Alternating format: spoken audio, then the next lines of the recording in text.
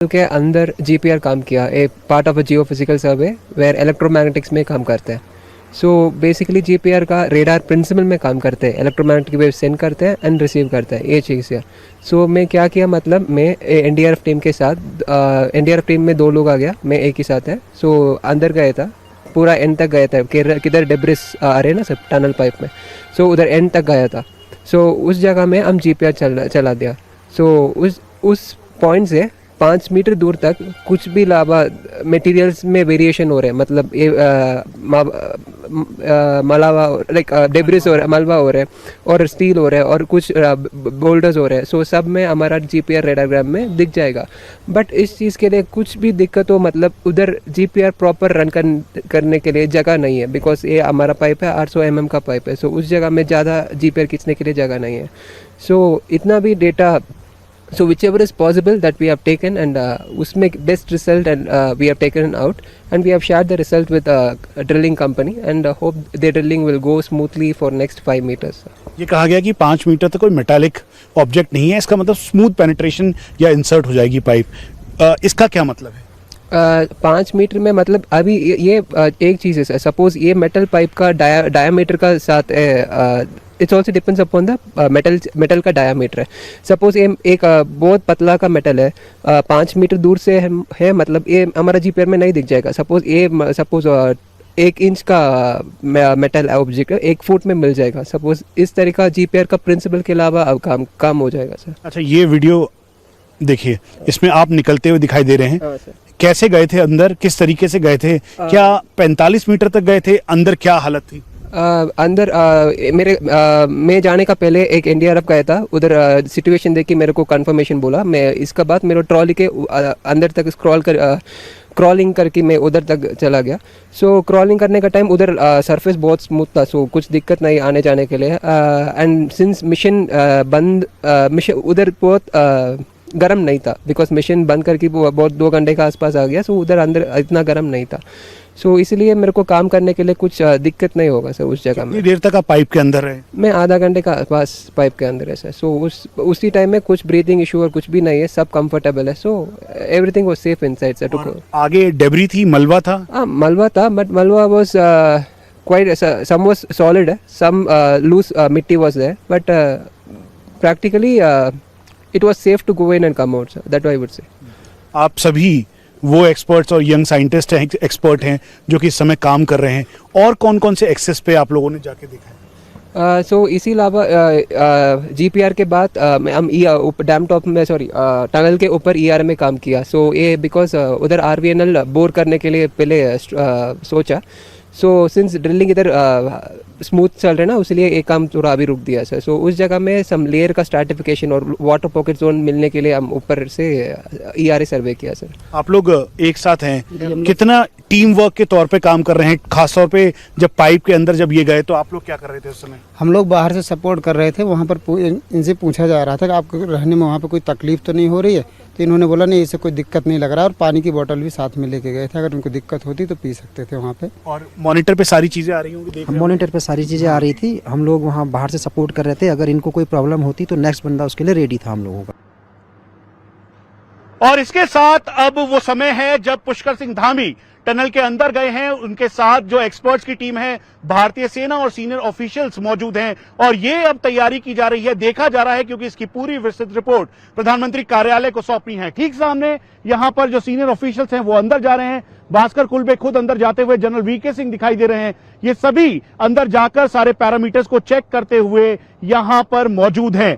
सबसे बड़ी बात, इस टनल के बाहर 41 वो जिंदगियां जो अंदर मौजूद हैं, उनके परिवार के लोग हैं, उनके दोस्त हैं, यहाँ के स्थानीय लोग हैं, सभी लोग हैं जो कि अब इंतजार कर रहे हैं कि जल्द से जल्द ये सभी बाहर आ सके. क्या नाम है आपका? सुनील थपलियाल. सुनील जी, कितना आप बेसब्री से इंतजार कर रहे हैं उस समय का कि सब बाहर आए? आप डेली आते हैं, देखते हैं इन लोगों को? बिल्कुल, ये तो है ही कि इंतजार 13 दिन हो गए हैं, और जिस तरह से टनल के अंदर 41 मजदूर फंसे हैं, उनकी यही है कि सब लोग उम्मीद कर रहे हैं, भगवान से भी आराधना कर रहे हैं कि जो ये मजदूर है इनको सुरक्षित बाहर निकाल लिया जाए.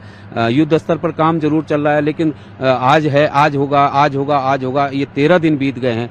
मुख्यमंत्री खुद यहाँ पर आ रखे हैं. जो केंद्रीय मंत्री हैं वो यहाँ पे आ रखे हैं, तो उम्मीद है लोगों को कि जो है जल्द से जल्द जो है इनको बाहर निकाल लिया जाएगा। अच्छा, टेक्नोलॉजी के साथ आस्था का भी बड़ा यहाँ पर वो हो रहा है। जब मंदिर स्थापित किया तो आप लोग यहाँ के स्थानीय लोग, कितनी आस और उम्मीद है आप लोग? निश्चित रूप से ये जो बौख नाग है, बासुकी नाग है, इसका मैं सचिव हूँ, मंदिर समिति का सचिव हूँ।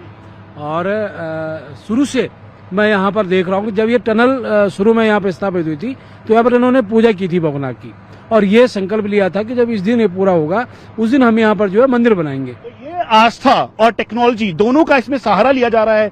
इसीलिए जहां टनल सामने है तो टनल के ठीक साथ में यहां पर जो स्थानीय देवता हैं उनका मंदिर स्थापित किया है। एसडीआरएफ की टीम सामने है। दरअसल एसडीआरएफ के ऊपर जिम्मा सौंपा गया है कि जैसे ही ये सारे बाहर निकलेंगे, पाइप के जरिए निकलेंगे, ग्रीन कॉरिडोर तैयार किया जाएगा। कुल मिला के 25 से ज्यादा पुलिस के सीनियर ऑफिसर्स 45 किलोमीटर के रास्ते में होंगे।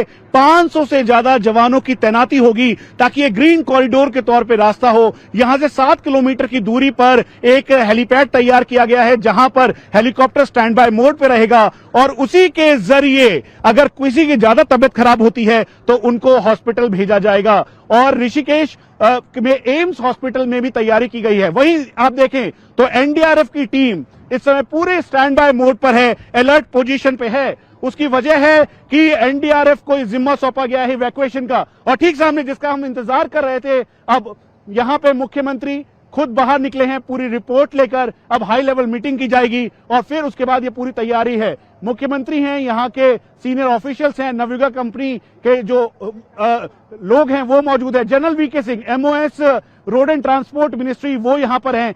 क्योंकि सबसे ज्यादा बात ये थी कि आज 13वां दिन है और कोई भी ऐसा ब्रेक थ्रू नहीं मिल पा रहा था, और इसीलिए आज सुबह से ये तैयारी कर ली गई कि अब वो समय है जब इंतजार खत्म होगा। ऑगर मशीन अब से कुछ देर बाद चलेगी। ऑगर मशीन को ठीक करके अब वेल्डिंग करा जा रहा है और करीबन 2 से 3 घंटे का वक्त रहेगा जब ये ऑगर मशीन पूरी तरह से तैयार हो जाएगी। इसीलिए चाहे स्थानीय लोग हों या यहाँ के लोग, हर कोई अब इंतजार कर रहा है उस पल का। हम आपको बता दें कि इस जगह से ठीक ऊपर 120 मीटर की हाइट पर 88 मीटर की वो पोजीशन थी जहां पर ये तैयारी की गई कि वर्टिकल ड्रिलिंग की जाएगी। उसके अलावा जो साइड के 2 एरियाज है उसकी डिगिंग की जाएगी, लेकिन वो रोक दिया गया क्योंकि यही मेन ऑप्शन था जिसके ऊपर अब पूरा केंद्रित करके ये सभी आधारित है। और टनल का ये पूरा जो मेथड है इसी पे इस्तेमाल किया जा रहा है। इसमें भारतीय सेना के एक्सपर्ट्स मौजूद हैं, उसके अलावा border road organisation, RVNL, Navayuga company,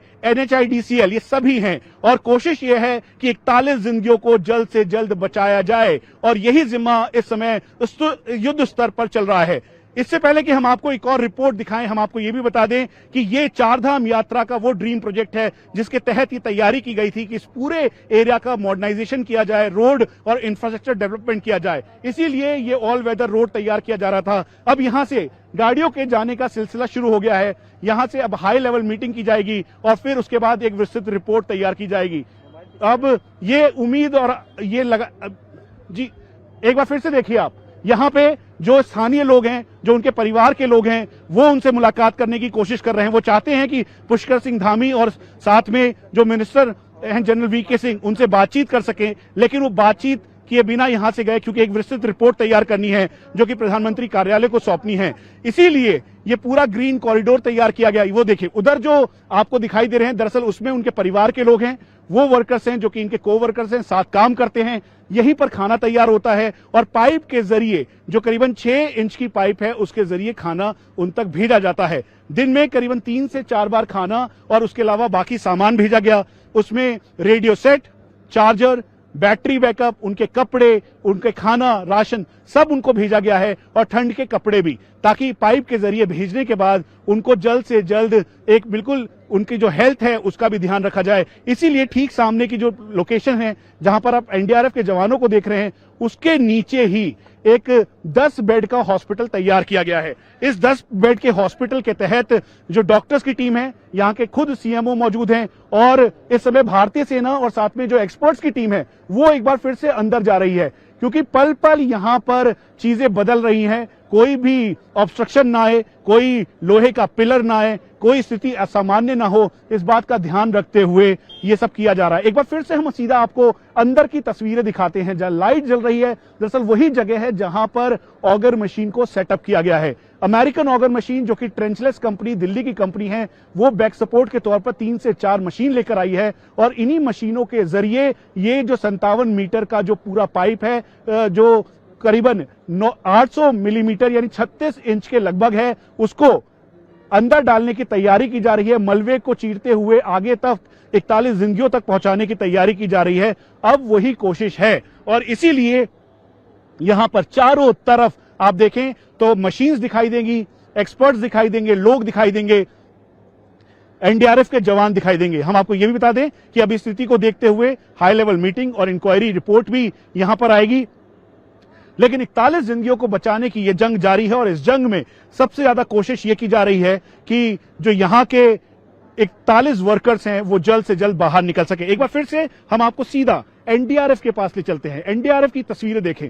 NDRF के जवान अपने साथ पूरे इक्विपमेंट्स के साथ मौजूद हैं और एनडीआरएफ के जवान ही पाइप के अंदर जाएंगे। वो सबसे पहले जब 57 मीटर की खुदाई हो जाएगी तो उसे पार करने के बाद दूसरी जगह जाएंगे, कॉन्फिडेंस बिल्डअप करेंगे। कॉन्फिडेंस बिल्डअप का मतलब है कि वहां जाकर 41 जो वर्कर्स हैं उनको बताएंगे कि वो पूरी तरीके से सुरक्षित है और इसी पाइप के जरिए वो अंदर आए और अंदर आते हुए क्रॉल करते हुए वो सीधा बाहर निकलें और इसीलिए ये पूरी तैयारी है। तो चारों तरफ इस समय ये जो सिलक्यारा टनल है, यहां पर एक बड़ा रेस्क्यू मिशन जारी है जो कि युद्ध स्तर पर किया जा रहा है। चारों तरफ आपको भारतीय सेना, आईटीबीपी, एसडीआरएफ, उसके अलावा एनडीआरएफ के जवान, उत्तराखंड पुलिस, आरवीएनएल, एसवीजेएन, ये वो कंपनीज हैं जो कि लगातार काम कर रही है। अब हम आपको वो जगह दिखाते हैं जहां पर मशीन्स और इक्विपमेंट्स रखी हुई हैं, जहां पर पाइप्स रखे हुए हैं। दरअसल ये पूरा जो एरिया है इसको एक तरीके से क्लीन पैसेज के तौर पर तैयार किया गया है और यही प्राथमिकता है कि हर दिन जब टाइम डिले हो रहा था तो ये सोचा गया कि कब तक ये ऑपरेशन जाके खत्म होगा, क्योंकि परिवार के लोग परेशान थे, स्थानीय लोग परेशान थे, क्योंकि एक बड़ा हादसा यहां पर हुआ था। टनल कोलैप्स हुई थी। इस टनल के बारे में हम आपको जानकारी दे दें। ये टनल 2018 में जो cabinet committee for economic affairs थी उन्होंने इसे अप्रूव किया और फिर उसके बाद फरवरी 2018 में अप्रूवल मिलने के बाद ये करीबन 1300 करोड़ का प्रोजेक्ट था। उसके बाद इसे हरी झंडी मिली। ये तय किया गया कि यहां पर 4 धाम यात्रा जो कि प्रधानमंत्री नरेंद्र मोदी का एक इंस्पायर करने वाला प्रोजेक्ट है, उसके तहत यहां पर पूरी तैयारी की जाए और रोड एक्सटेंड करते हुए यहां पर ऑल वेदर टनल तैयार किया जाए। इसीलिए इस टनल को बनाना शुरू किया गया। यहां पर रिसर्च की गई, एनालाइज किया गया, साथ में जियो सर्वेयर्स यहां पर आए, उन्होंने पूरी तैयारी की और तैयारी करने के बाद ये तय किया कि इस जगह पर ये टनल तैयार हो। लेकिन जब ये टनल तैयार हुआ तो हमें यह भी बताया गया कि उस दौरान भी कई बार ऐसा हुआ कि इस टनल के बनते बनते यहां पर कई बार छोटे बड़े कुछ एक्सीडेंट्स हुए, लेकिन उन सबको प्रिकॉशनरी लेते हुए यहां पर टनल को तैयार किया गया। ये देखिए, ये मशीन्स, ये वो मशीन्स हैं जिनको वर्टिकल डिगिंग के लिए इस्तेमाल किया जा रहा था, जिनके लिए कहा गया कि इन मशीन्स को ऊपर ले जाया जाए। इसीलिए 1150 मीटर का जो रास्ता है वो तैयार किया गया और 1150 मीटर का जो रास्ता करीबन 6 मीटर के स्ट्रेंथ के साथ तैयार किया गया है। और इसीलिए ये जो आगे जो ड्रिलिंग मशीन है जो कि ऊपर ले जाना था, उसको ऊपर ना ले जाके यहीं पर अभी होल्ड किया गया है, क्योंकि प्राथमिकता इस बात की रखी गई है कि इसी जगह पर सबसे पहले जो पूरा एरिया है उसको क्लीन करें और टनल के अंदर से ही जाकर ये पूरा ऑपरेशन किया जाए ताकि 41 जिंदगियों को बचाया जा सके।